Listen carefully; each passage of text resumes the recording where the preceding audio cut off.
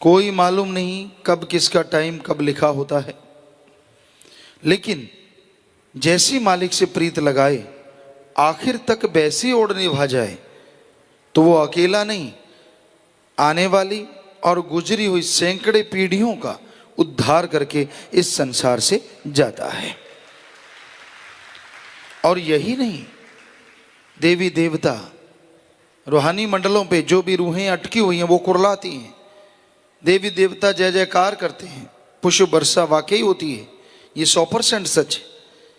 आपने वैसे कहानियों में किस्सों में सुना होगा कि देवताओं ने बरसात की पुष्पों की, तो ये कोई मामूली बात नहीं है। वो देवता जिनके लिए लोग कितनी कितनी देर भक्ति करते हैं, उनको खुश करने के लिए तड़पते रहते हैं, जब आत्मा मालिक से ओढ़ निभा के जाती है वो खुद चल के उस रास्ते पे आते हैं और उस पर पुष्प वर्षा करते हैं, जय जयकार करते हैं कि धन्य ये रूह जो काल के देश में मालिक से ओढ़ निभा के सचखंड निज धाम जा रही है।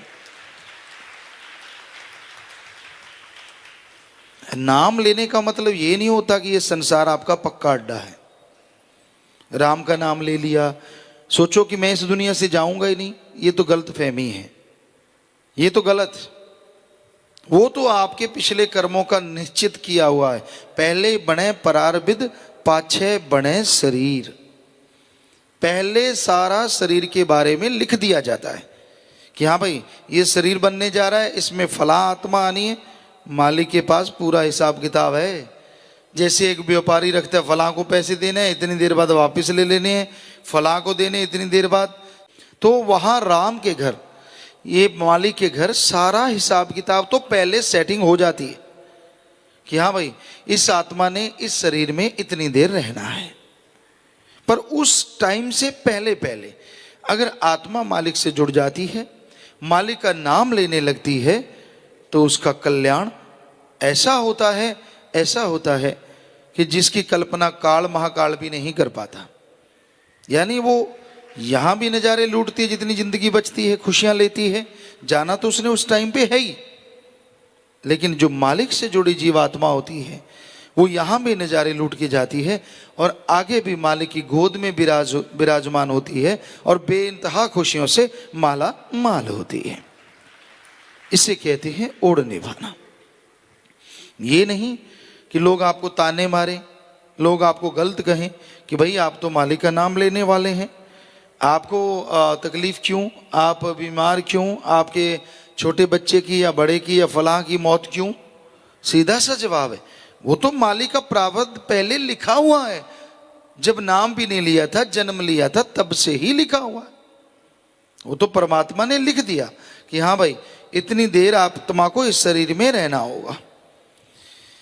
तो वो तो सबने जाना है, लेकिन ये कहिए कि आपके वाली भटकती फिरेगी अगर नाम नहीं लिया, हमारे राम नाम अगर लिया है तो मालिक की गोद में विराजमान होके निज धाम सचखंड सतलोक अनामी जाएगी। जमीन आसमान नहीं, जुगों जुगों का अंतर है इन बातों में। तो आदमी को हमेशा ही रूहानियत की सोच में रहना चाहिए। मालिक से दुआ करते रहो जो आपको जायज लगता है, भक्ति करते रहो, इबादत करते रहो। अगर आपका मालिक पे दृढ़ विश्वास है, आपको यकीन है, तो वो गलत तो कभी किसी का कर ही नहीं सकता। तो इसलिए आप मालिक की रमज को पहचानो, उसको जानो जो दोनों जहां का मालिक है। मौत जैसा भयानक कर्म वो काट देता है, लेकिन जो समय लिखता है मालिक कि भाई इस टाइम आत्मा ने आना है, तो वो बदलना मुश्किल हो जाता है। ये रह जाता है यार ऐसे कर लेते, वैसे कर लेते, अगर वो मान लेते, अगर ये मान लेते, ये चीजें तो पश्चाताप के रूप में रहती हैं। लेकिन अगर वो मान ली जाती तो हो सकता है मालिक कुछ का कुछ कर दे, लेकिन काल मानने नहीं देता, क्योंकि उसकी भी तो ड्यूटी है। वो इस तरह से बुद्धि को घुमा देता है, आदमी के ख्याल में भी नहीं रहता कि ऐसा भी हो सकता है। तो भाई सुमरन करो ताकि मालिक से जैसा प्यार आपका लगा है उसमें लेश मात्र भी अंतर ना आने पाए। अपने आप को मजबूत रखो, इरादे बुलंद रखो। एक्सीडेंट में कितनी मौतें हो जाती हैं, किसी किसी घर के सारे खत्म हो जाते हैं, वो किसको लाना देंगे? किसको कहेंगे कि ऐसा क्यों हुआ? भगवान को नहीं मानेंगे तो भगवान को पहले कौन सा मान रहे होते हैं? अगर मान रहे हो, होना तो फिर भी एक्सीडेंट ही है, लेकिन फिर ना तो उस जान जब जाती है, आत्मा शरीर छोड़ती है, ना तो तब कोई दर्द हो, और ना ही जब इधर उधर आत्मा भटके वो मालिक की गोद में बैठ के निजधाम जरूर जाती है। ये अंतर पड़ जाता है जुगों जुगों का। तो भाई यही हकीकत है, यही वास्तविकता है।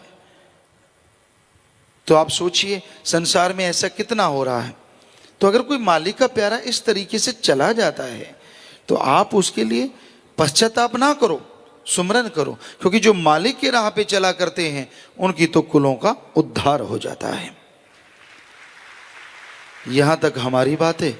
हम तो भाई खाकसार हैं, चौकीदार हैं, सेवादार हैं, आपके जूतों में भी बैठने को तैयार हैं, क्योंकि जितनी आप हमारी मान बढ़ाई करते हैं हमें बिल्कुल भी अच्छा नहीं लगता। वो दोनों जहान का मालिक जो हर जग जहां में हर पल हर समय हर त्रिलोकी में मौजूद है, वो अल्लाह वाहिगुरु और राम है।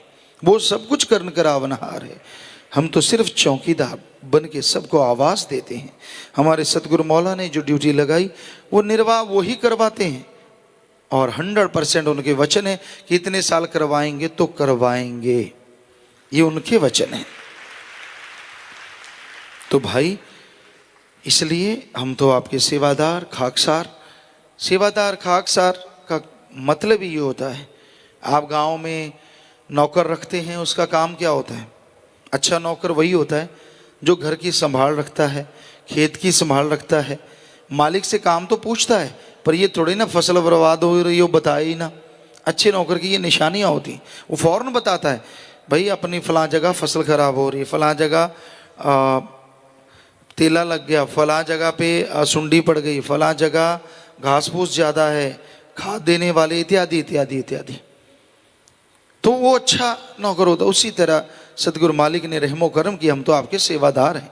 हम भी आपको बताते रहते हैं कि अब काम वासना रूपी तेला लगने वाला है, सुंडियाँ पड़ने वाली हैं, अगर ऐसे बुरे कर्म करोगे, ऐसे कर्म करोगे तो ये बीमारियां लगने वाली हैं। अब हम तो अपना जो सेवादार का फर्ज है, नौकर का फर्ज है, वो निर्वाह करते रहते हैं। आगे आप सुनते हैं नहीं सुनते, वो आप मर्जी के मालिक हैं। तो भाई हमें कोई मान बढ़ाई की इच्छा नहीं, ना हमें भाती है, ना हम इससे खुश होते हैं। कहीं आपको भ्रम हो कि हमें हमारी मान बढ़ाई करोगे तो हम बड़े खुश हो जाएंगे, सवाल ही पैदा नहीं होता। हम तो नौकर खाकसार चौकीदार कितने बार कहें उतनी बार कहते रहेंगे, क्योंकि ये हमें आदत नहीं है। हमारी उपमा करनी है सतगुरु मौला अल्लाह वाहिगुरु राम की करो। हर पवित्र ग्रंथ में उसी की उपमा है, उसी मालिक की चर्चा है। हाँ, महापुरुषों के, गुरुओं के, संतों के वचन हैं, जितने सुनाओ जितने पढ़ो उतनी ही ज़्यादा खुशियाँ ही खुशियाँ हैं, और इंसान को अंदर बाहर से मालिक लवरेज कर देते हैं। ओम हरि अल्लाह गॉड खुदा रब वाहिगुरु ईश्वर का वो नाम मिलता है जिसका जाप करने से जन्मों जन्मों के पाप कर्म कट जाया करते हैं।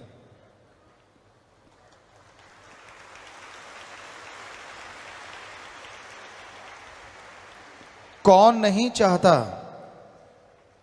कि वो बेगम हो, कौन नहीं चाहता कि वो निरोग हो, कौन नहीं चाहता कि उसका घर परिवार सुख शांति से परमानंद से जीवन जिए।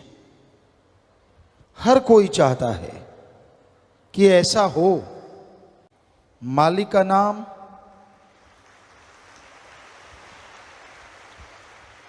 अनमोल है, पर वो बिना दाम के मिलता है। तुलसी जी कहते, ईश्वर नाम अमोल है बिन दाम बिकाए। ईश्वर नाम अमोल है बिन दाम बिकाए। तुलसी ये आचर्ज है ग्राहक कम ही आए।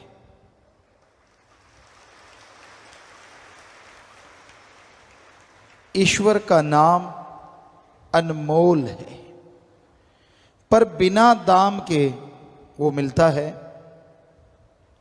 तुलसी जी कहते आश्चर्यजनक बात ये होगी कलयुग में कि भगवान का नाम अनमोल होते भी फकीर बिना दाम के देंगे, लेकिन लेने वाले ग्राहक कम नजर आएंगे।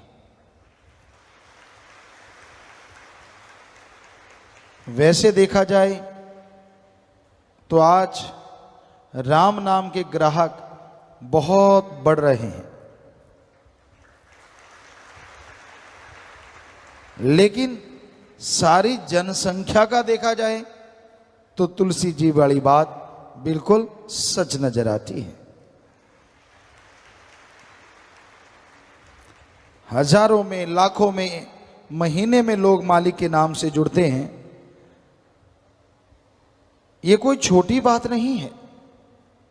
दिन रात ओम हरि अल्लाह वाहिगुरु गॉड खुदा रब की भक्ति इबादत में जुड़ने वाले बढ़ते जा रहे हैं।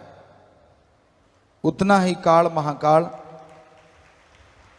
जलता है, तड़फता है, और बुराई के नुमाइंदे राम नाम को रोकने के लिए लाखों करोड़ों रुपए लोगों पे खर्च कर रहे हैं कि कैसे प्रभु का नाम रुके, कैसे कोई राम का नाम लेना बंद कर दे, कैसे कोई बुराइयां और बढ़ाए। राम अल्लाह वाहिगुरु गॉड खुदा यानी सुप्रीम पावर, उसका नाम कभी भी खत्म नहीं होता। प्रलय महाप्रलय में ब्रह्म तक लोग खत्म हो जाते हैं, लेकिन पार ब्रह्म ना कभी खत्म हुआ, ना हुआ था और ना कभी होगा। वो धुन है, वो अनहद नाद है, वो हरि रस है, वो अमृत है, वो आबो हयात है। वो है तो सब कुछ है, वो नहीं तो कुछ भी नहीं है। तो उस नाम से आप जुड़ो।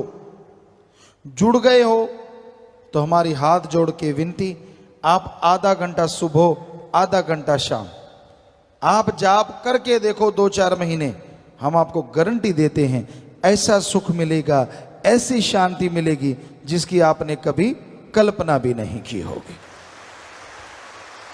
सब लोग जाप करें पर कोई करता नहीं, और ऐसा कुछ है नहीं जो घोल के पिला दें। राम नाम तो जपना पड़ेगा। जादू टोना मंत्र सब रिद्धि सिद्धि में अटक के रह जाते हैं, अटका देते हैं। मालिक का नाम सुखों की खान है, और उसका जाप करते हैं, करते हुए जो ओढ़ निभा जाते हैं, दोनों जहां में उनकी जय जयकार होती है और उनका नाम अमर हो जाता है।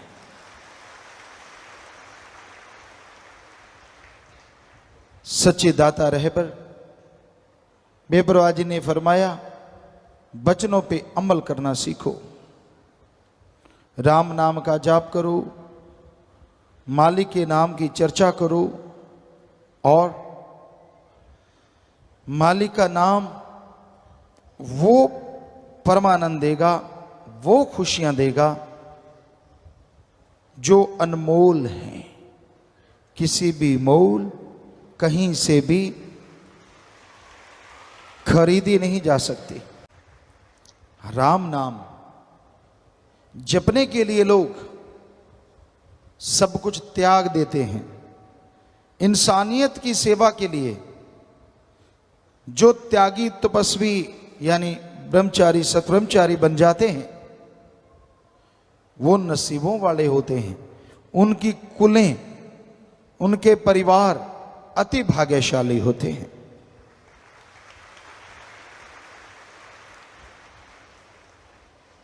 भीष्म पितामह हिस्ट्री में, इतिहास में बड़े योद्धा, शूरवीर, बहादुर हुए, और उनका नाम भीष्म क्यों पढ़ा? ਧੰਨ ਧੰਨ ਸਤਿਗੁਰੂ ਤੇਰਾ ਹੀ ਆਸਰਾ। ਗੁਰੂ ਜੀ ਦੀ ਪਿਆਰੀ ਸੰਗਤ ਨੂੰ ਨਿਵੇਦਨ ਕੀਤਾ ਜਾਂਦਾ ਹੈ ਕਿ ਹਰ ਰੋਜ਼ ਸਤਸੰਗ ਸੁਣਨ ਦੇ ਲਈ ਸਾਡੇ ਚੈਨਲ ਡੇਰਾ ਸੱਚਾ ਸੌਦਾ ਨੂੰ ਸਬਸਕ੍ਰਾਈਬ ਕਰ ਲੈਣਾ ਜੀ।